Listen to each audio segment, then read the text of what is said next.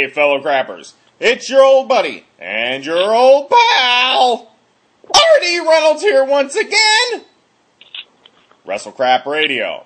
And as always, on the other end of the tin cannon string is the happy to my 3rd anniversary, Mr. Blade Braxton. Happy anniversary, Dale. Happy anniversary, happy anniversary, happy anniversary, happy anniversary. Promotional consideration paid for by the following. It would be none other than the Diamond and King of all hotlines hotline, right here in Indianapolis. That's hot. T. That is correct. 317-335-4688. That's 335-HOT. Hello, everyone. This is your Action News reporter with all the news that is news across the nation on the scene at the supermarket. There seems to have been some disturbance here. Pardon me, sir. Did you see what happened? Yeah, I did. I was standing over by the tomatoes, and here he comes.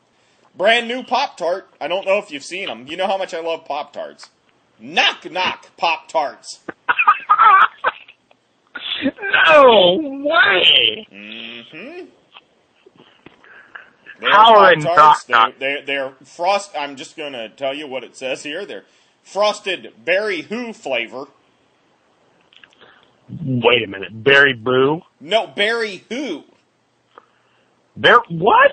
Berry who? They're knock-knock Pop-Tarts. They're like jokes. They have jokes on them. Berry who? Yeah, exactly. See, now you're playing along. I didn't even say knock-knock. Knock, knock. Who's there? And that's when you say berry, and I say berry who. And you'd say frosted berry who flavor Pop-Tarts. Because that's the flavor they are. But get this, they have knock-knock jokes printed right on the Pop-Tart. Knock, knock.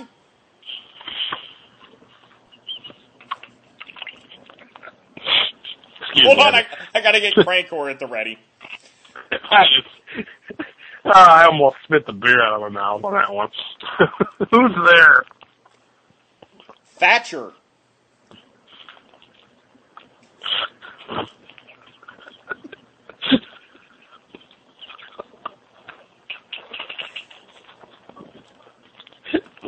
Thatcher who? That's your idea of a knock-knock joke?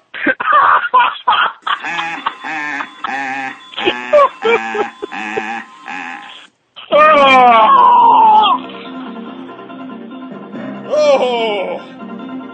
Gotta pull out of the grocery store parking lot. Kids, all 3 years, all 114 episodes was worth it for that climactic knock-knock joke. And it came from a Pop-Tart. Who'd have thunk it? Oh, geez. Fact Stroller is fired up. It's time for Obscure Wrestling News, another fantastic segment. You know who else almost has a segment on this show? She makes she's a frequent guest, it would seem. Who's that? Our favorite big-nippled vampire. Back in the news. Oh, I love big-nippled vampires, and may I state that she is the queen of those. She is. What are BigNippledVampire.com. I bet that URL's not taken. I bet you she took it. I bet you she talked to Greg and got that lined up a long time ago. Someone out there should really register that URL. Big Nippled Vampire. And it should point to WrestleCrap. Well, yeah. Do that or set up a tribute site to Shelley Martinez. That would be,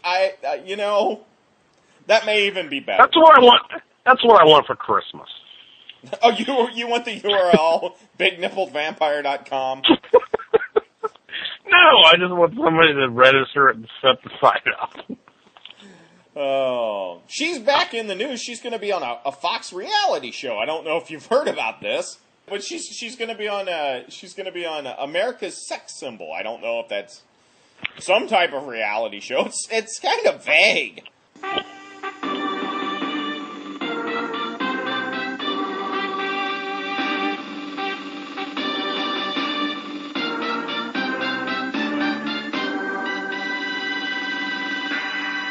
Time for the no longer award-winning, no longer prize-winning question question of the week, right here on WrestleCrap Radio.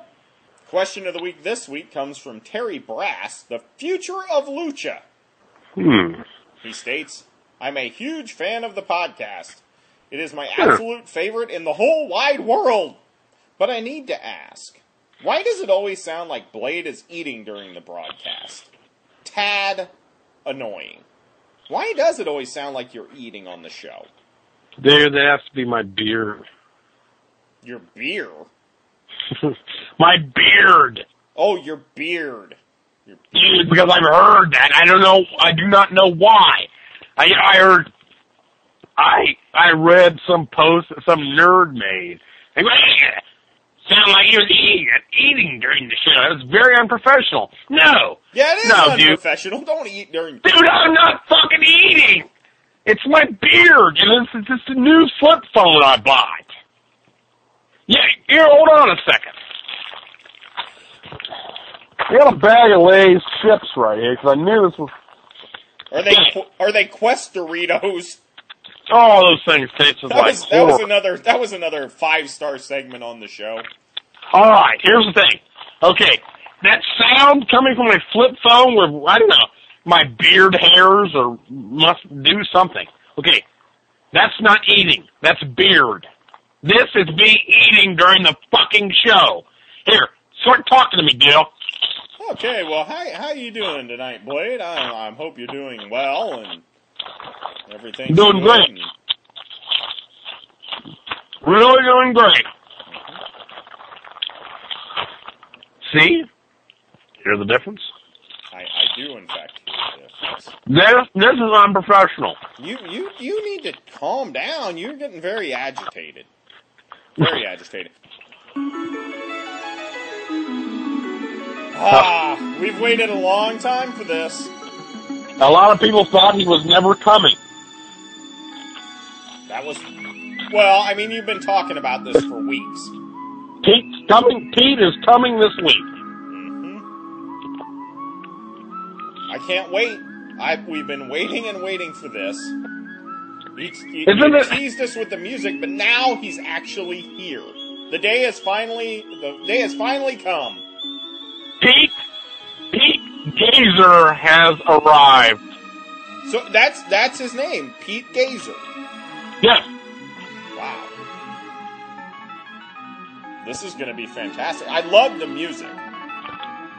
I look back to the 3 years of our show, talking about E.T. Finger and Don Knotts being alive or dead and trannies. Remember how I said they should have the Apple Dumpling Gang in WWE? You know, discussions about Maude. Bill Cosby impersonations. Ghetto Amusement Park Skeletor. Trannies. Jim Ross impersonating Bill Cosby. Cher singing. Cher karaoke. Daniel Lee Roth karaoke. But listen to this. Listen right here, kid.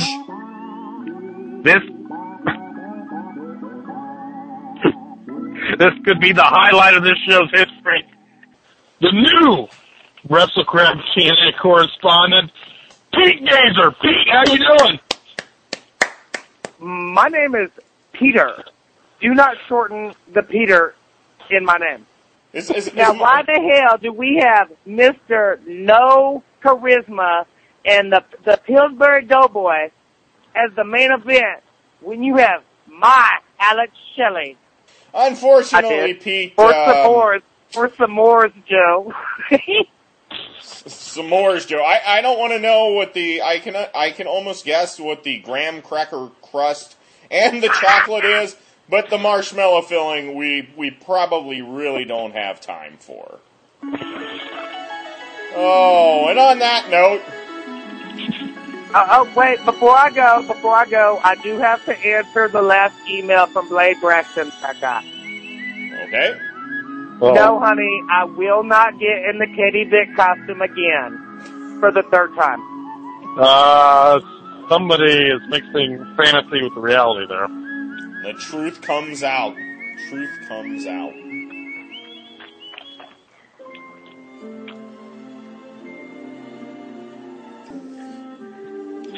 We've made it 3 years. The age kids get potty trained.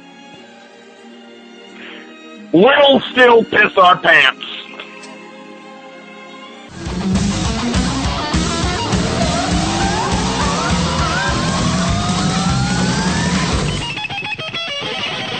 I don't know where we're going with this. That's been the theme of the show the past 3 years. Do you think we'll make it 3 more years? Why not? I'm telling you. Can you imagine Domino with this gimmick? I hope everyone's playing along and has gone to YouTube and done a search for Tarzan Boy. By Baltimora. Baltimora, not Baltimore.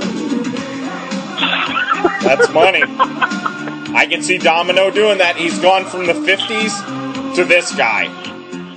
I literally thought that. When I read that bit on the Factrola. I have a question. Is that what Pete looks like? Couldn't you see Pete doing this too? Maybe we'll have Pete karaoke it there. Wow. I've actually seen a picture of Pete with the hat. He kind of looks like Baltimora. This is fantastic. Domino would not have been released had he got that gimmick. Here we go. Sing it.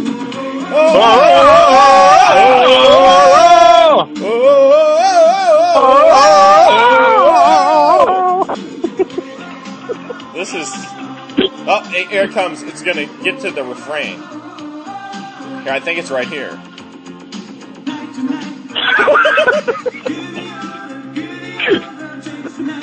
Greatest video ever. This may beat Stacy Q. If Baltimora and Stacy Q had a child. I have a question. Now, Baltimora, he's showcased his chest a few times on here. Who do you think's more stacked? Him or Stacy Q? Baltimora's got a bigger rack than Stacy Q. Right. I love it when he points at me. Oh yeah, point at me again. Point at me again, big boy. You want to hear something that's not going to make you happy? What's that? You want to hear something that's not... Baltimore is no longer with us. Very sad. I didn't even know he was sick.